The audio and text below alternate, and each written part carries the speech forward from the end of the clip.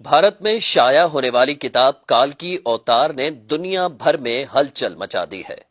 اس کتاب میں یہ بتایا گیا ہے کہ ہندوؤں کی مذہبی کتابوں میں جس کال کی اوتار کا تذکرہ ملتا ہے وہ آخری رسول صلی اللہ علیہ وآلہ وسلم بن عبداللہ ہی ہیں۔ اس کتاب کا مصنف اگر کوئی مسلمان ہوتا تو وہ اب تک جیل میں ہوتا اور اس کتاب پر پابندی لگ چکی ہوتی، مگر اس کے مصنف پنڈت وید پرکاش برہمن ہندو ہیں اور وہ الہ آباد یونیورسٹی سے وابستہ ہیں۔ وہ سنسکرت زبان کے ماہر اور معروف محقق اسکالر ہیں۔ پنڈت وید پرکاش نے کال کے اوتار کی بابت اپنے اس تحقیق کو ملک کے 8 مشہور و معروف محقق پنڈتوں کے سامنے پیش کیا تھا جو اپنے شعبے میں مستند گردانے جاتے ہیں۔ ان پنڈتوں نے کتاب کے بغور مطالعے اور تحقیق کے بعد یہ تسلیم کیا ہے کہ کتاب میں پیش کیے گئے حوالے مستند اور درست ہیں۔ برہمن پنڈت وید پرکاش نے اپنے اس تحقیق کا نام کال کی اوتار یعنی تمام کائنات کے رہنما رکھا ہے۔ ہندوؤں کی اہم مذہبی کتاب میں دراصل یہ ایک عظیم رہنما کا ذکر ملتا ہے جسے کال کی اوتار کا نام دیا جاتا ہے۔ سو پنڈت وید پرکاش گہری تحقیق کے بعد یہ دعویٰ کرتے ہیں کہ اس کال کی اوتار سے مراد حضرت محمد صلی اللہ علیہ وآلہ وسلم ہے جو مکہ میں پیدا ہوئے۔ چنانچہ ان کا کہنا ہے کہ تمام ہندو جہاں کہیں بھی ہوں ان کو اب کسی اور کال کے اوتار کا انتظار کرنے کی ضرورت نہیں ہے، بلکہ اس کے لیے انہیں محض اسلام قبول کرنا ہے اور آخری رسول صلی اللہ علیہ وآلہ وسلم کے نقش قدم پر چلنا ہے جو بہت پہلے اپنے مشن کی تکمیل کے بعد اس دنیا سے تشریف لے جا چکے ہیں۔ اپنے اس دعوے کی دلیل میں پنڈت وید پرکاش نے ہندوؤں کی مقدس مذہبی کتاب وید سے مندرجہ ذیل حوالے دلیل کے ساتھ پیش بھی کیے ہیں۔ نمبر 1، وید کتاب میں لکھا ہے کہ کال کے اوتار بھگوان کا آخری اوتار ہوگا جو پوری دنیا کو راستہ دکھائے گا۔ ان کلمات کا حوالہ دینے کے بعد پنڈت وید پرکاش لکھتے ہیں کہ اس پیش گوئی کا اطلاق صرف حضرت محمد صلی اللہ علیہ وآلہ وسلم کے معاملے میں درست ہو سکتا ہے۔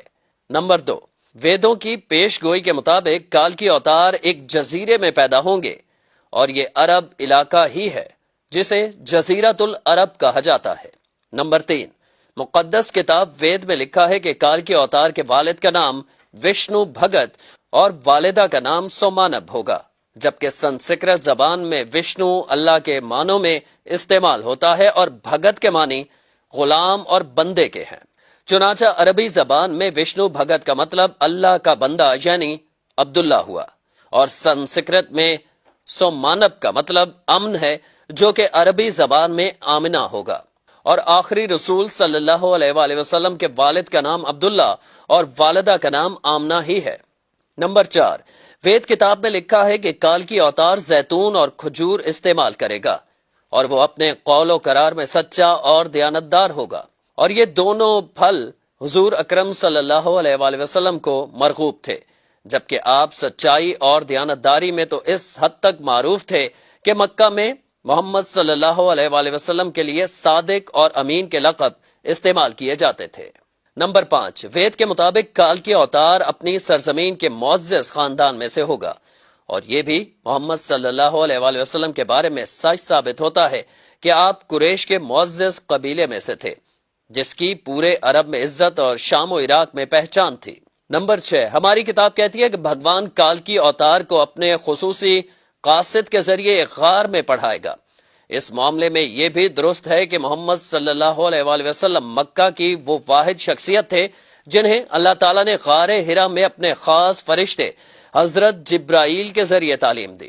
نمبر 7، ہمارے بنیادی عقیدے کے مطابق بھگوان کال کی اوتار کو ایک تیز ترین گھوڑا عطا فرمائے گا جس پر سوار ہو کر وہ زمین و آسمانوں کی سیر کرائے گا، اور محمد صلی اللہ علیہ وآلہ وسلم کا براق پر معراج کا سفر اس پیشگوئی کا مصداق بن کر اسے آپ کی بابت ہی درست ثابت کرتا ہے۔ نمبر 8، نیز لکھا ہے کہ ہمیں یقین ہے کہ بھگوان کال کی اوتار کی بہت مدد کرے گا اور اسے بہت قوت عطا فرمائے گا، اور ہم یہ جانتے ہیں کہ جنگ بدر میں اللہ نے محمد صلی اللہ علیہ وآلہ وسلم کی فرشتوں سے مدد فرمائی۔ نمبر 9، ہماری ساری مذہبی کتابوں کے مطابق یہ پیش گوئی ملتی ہے کہ کال کی اوتار گھوڑ سواری، تیر اندازی اور تلوار زنی میں ماہر ہوگا۔ پنڈت وید پرکاش نے اس پیش گوئی پر بڑا خوبصورت تبصرہ کیا ہے جو بڑا اہم اور قابل غور ہے۔ وہ لکھتے ہیں کہ گھوڑوں، تلواروں اور نیزوں کا زمانہ بہت پہلے گزر چکا ہے۔ اب تو ٹینک، توپ اور میزائل جیسے ہتھیار استعمال میں ہیں۔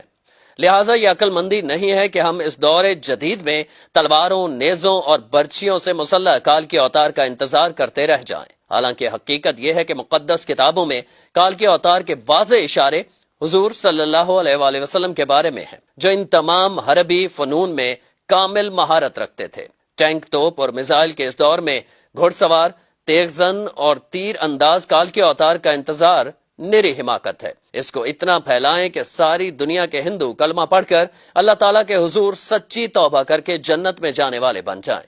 کم از کم اپنے دوستوں کو ضرور بتائیں۔